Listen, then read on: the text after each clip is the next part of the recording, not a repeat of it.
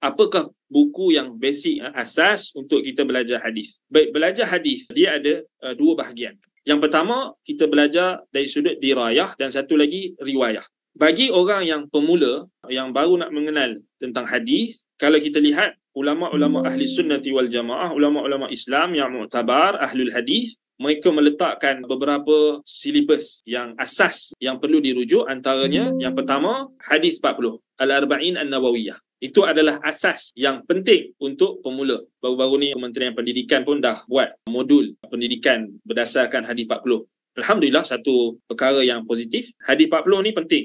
Kalau kita nak mula mengenali manhaj salaf ni, khususnya nak belajar hadis, mulakan dengan hadis 40. Hifzan wa syarhan wa dirasatan. Maknanya hafal dan belajar. Baca syarahan ataupun kita ikuti kelas, fokuskan pada 40 hadis tu, hafal. Kemudian selepas hadis 40 tu barulah naik kepada kitab seperti Umdatul Ahkam, hadis-hadis hukum. Hadis 40 tu memang wajib lah. Kemudian baru naik hadis Umdatul Ahkam yang ada lebih kurang 400 hadis. Umdatul Ahkam oleh Abdul Ghani Al-Maqdisi rahimahullah taala. Baca, kalau mampu hafal, hafal. Kalau tak mampu, baca dan ikuti syarahan, fokus pada hadis-hadis tersebut. Kemudian barulah naik kepada kitab-kitab hadis yang seperti Riyadhus Salihin. Riyadhus Salihin, Imam An-Nawawi juga. Kalau dia mampu untuk hafal, dia hafal. Kalau tak mampu, baca, lazimi. Kemudian barulah dia boleh pilih sama ada dia nak membaca Sahih Al-Bukhari, Sahih Muslim, Sunan Abi Daud, At-Tirmidzi, Ibnu Majah. Pastikan dia lepas dulu 40 hadis tu, dia belajar ataupun dia hafal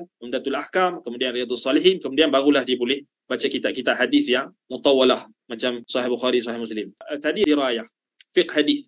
Itu penting. Kemudian dari sudut riwayah, kitab yang asas seperti kitab Nukhbatul Fikar oleh Al-Hafiz Ibn Hajar Al-Asqalani rahimahullah. Nukhbatul Fikar, kitab yang penting untuk kita tahu istilah-istilah ahlul hadis. Istilah-istilah yang digunakan oleh ulama ahlul athar, ulama ahlul hadis. Kemudian barulah pergi kepada kitab-kitab syarahannya. Selepas itu boleh juga cari matan Al-Baiquniyah, kemudian syarahnya dan kitab-kitab yang seumpamanya seperti Al-Ikhtisar ataupun kitab yang ringkas seperti kitab Imam Ibn Kathir rahimahullah dalam ilmu hadis dan kitab-kitab yang lain. Itu asas lah. Yang asas yang paling basic sekali hadis 40. Kemudian cari juga kitab Nukhbatul Fikar Ibn Hajar Al-Asqalani rahimahullah untuk tahu istilah-istilah yang digunakan oleh ahlul hadis secara asas.